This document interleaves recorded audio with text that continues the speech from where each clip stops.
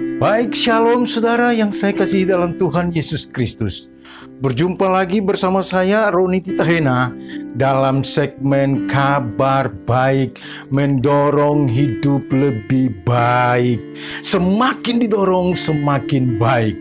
Puji Tuhan, saudara yang terkasih, saya percaya doa saya buat saudara tetap dilindungi oleh Tuhan, diberkati oleh Tuhan, tidak ada yang terkena atau terpapar oleh virus corona. Saudara tetap bahagia, saudara tetap damai sejahtera, diliputi suasana sukacita di dalam Tuhan.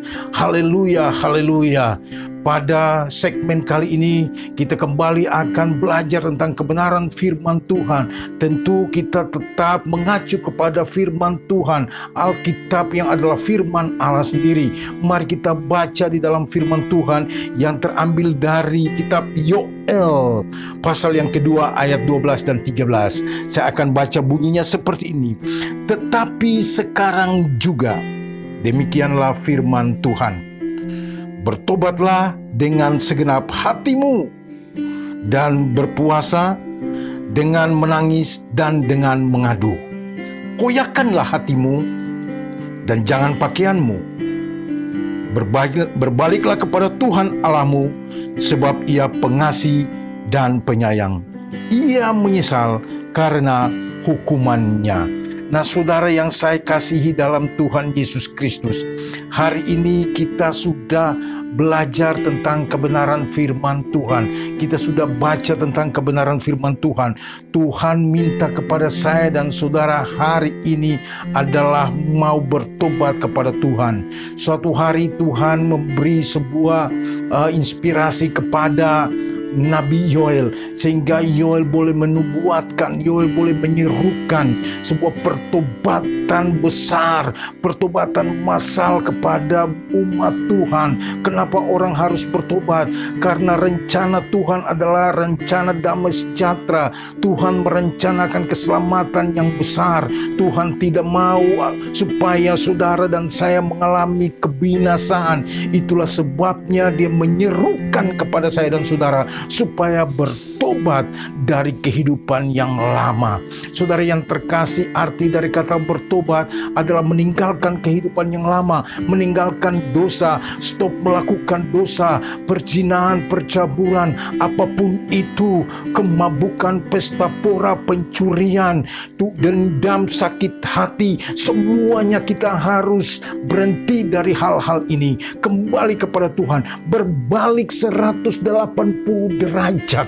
Saudara yang terkasih, tinggalkan hidup yang lama dan datang kepada Tuhan. Arah kita sudah berbeda, bukan lagi dunia yang merupakan arah kita, tetapi Tuhan yang merupakan arah kita. Saudara yang terkasih, dikatakan bahwa koyakkanlah hatimu dan jangan pakaianmu. Saya ulangi, koyakkanlah hatimu dan jangan pakaianmu. Bicara tentang pertobatan bukan hal yang lahiriah, bukan pakaian seperti saya gunakan ini, tetapi bicara tentang hati, saudara. Perubahan hati, perubahan yang timbul dari dalam, saudara yang terkasih. Itulah sebabnya mari kita koyakkan hati kita, kita ubahkan hati kita, kita ubahkan pola pikir kita, mindset kita, semua kehidupan kita, kita ubahkan sesuai dengan kehendak Tuhan. Saudara yang saya kasihi dalam Tuhan Yesus Kristus, di dalam Amsal pasal yang keempat ayat yang ke-23, saya bacakan di sini saudara supaya kita memahami bersama-sama.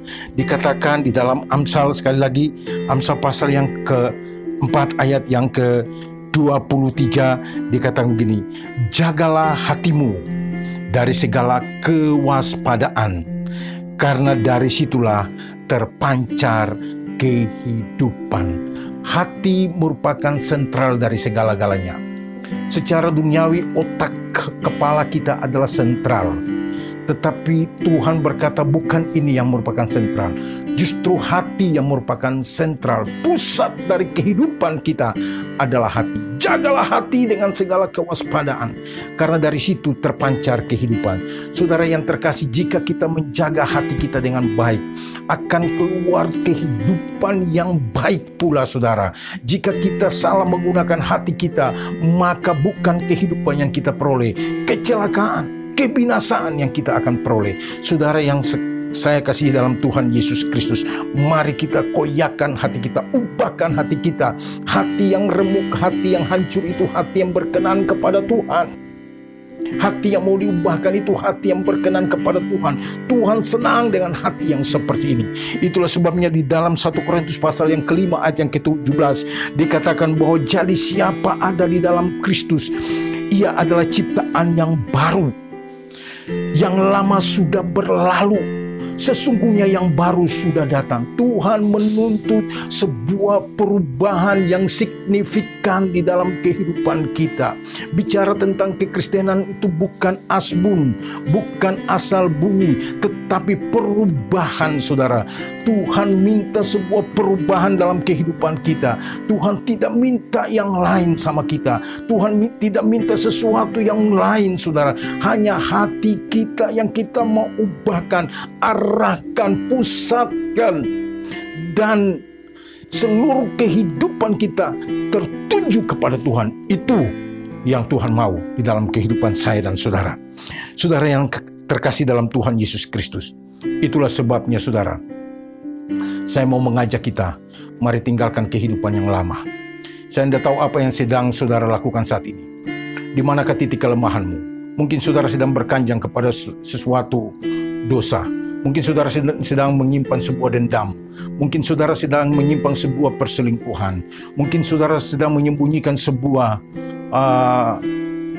rahasia besar. Mungkin saudara sedang melakukan sebuah pelanggaran. Mungkin saudara sedang sakit hati. Mungkin saudara sedang menyimpan kebencian terhadap temanmu, saudaramu, orang tuamu, terhadap siapapun, orang yang pernah menyusahkan saudara. Saudara ingin membalas dendam. Saudara, hari ini Tuhan katakan mari kita tinggalkan itu.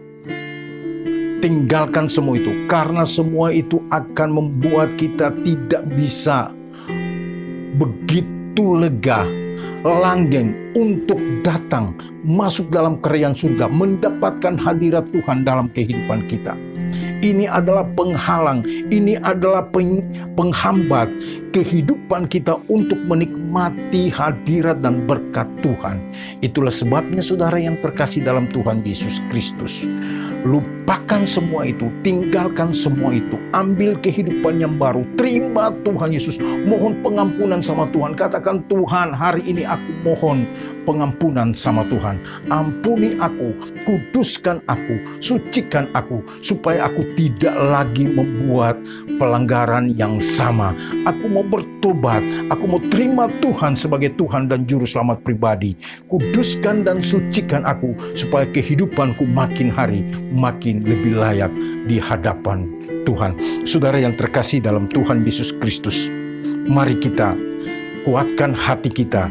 Di dalam Yeremia pasal 31, di situ dia katakan bahwa Tuhan akan mengubah perjanjiannya. Tuhan akan meninggalkan perjanjiannya yang lama dan membuat sebuah perjanjian yang baru dengan umat Tuhan, dan menaruh firman itu di dalam hati umat Tuhan. Hati yang seperti apa? Hati yang sudah dibaharui, hati yang sudah dikoyakkan, hati yang sudah dibersihkan. Sekalipun dosamu merah seperti kermisi, akan menjadi putih seperti salju.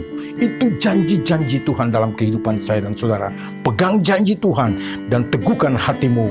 Dan saudara yang terkasih dalam Tuhan Yesus Kristus, Tuhan minta sebuah tindakan di dalam kehidupan kita. Ada tindakan iman, kita mau melangkah berbalik. Mungkin saudara selama ini mengalami keuntungan dari dosa, tetapi itu membawa saudara kepada kebinasaan yang kekal. Tinggalkan itu. Saudara akan mengalami sebuah transisi, tetapi transisi untuk membawa saudara kepada kehidupan yang kekal. Sementara waktu orang akan tidak lagi bergaul dengan saudara, teman-teman lamamu akan saudara tinggalkan. Saudara akan mengalami sebuah transisi dalam kehidupan saudara.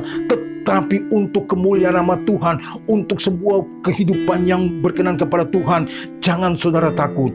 Saudara ditinggalkan oleh teman-teman saudara, saudara disambut oleh Tuhan dan para malaikatnya. Itulah sebabnya mari teguhkan hatimu, koyakkan hatimu, datang kepada Tuhan. Di akhir segmen ini, Saya terus mendoakan saudara supaya saudara tetap diberkati oleh Tuhan, dilindungi oleh Tuhan, terhindar dari segala mara bahaya, terhindar dari virus corona. Saya percaya Tuhan tidak pernah akan meninggalkan saya dan saudara. Tuhan tetap akan menyertai kita, Tuhan tetap akan memberkati kita. Tuhan Yesus memberkati. Haleluya. Shalom, shalom, shalom.